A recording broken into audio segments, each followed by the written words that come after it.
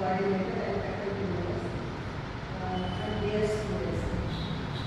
It gives me an immense pleasure to stand before you on the special occasion of the retreat function of the Unnati program. But Madam said that the program will continue in another 1 week.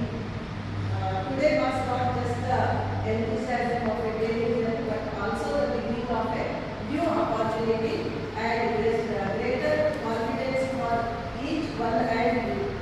The Unnati program has been designed with a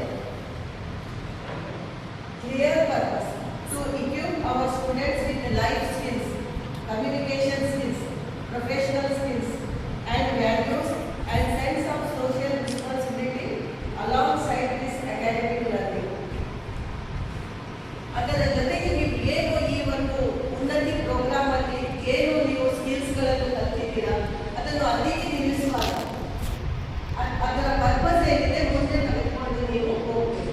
ನಾನು ಅಷ್ಟೇ ಹೇಳೋದು, ಯಾವಾಗಲೂ ಒಂದು journey start ಮಾಡಿರ್ತೇವೆ, ಆ journey end ಮಾಡೋದಲ್ಲ, ಅದನ್ನು ನಾವು ಎಷ್ಟು ಆಬ್ಸ್ಟ್ರಕ್ಷನ್ಸ್ ಬಂದರೂ ಸಹ ನೀವು ಏನು ಮಾಡಬೇಕಂದ್ರೆ ಅದನ್ನು ಮುಂದುವರಿಸಿಕೊಂಡು ಹೋಗುವಂತ ಕಾನ್ಫಿಡೆನ್ಸ್ ನಿಮ್ಮಲ್ಲಿ ಬೆಳಿಬೇಕು.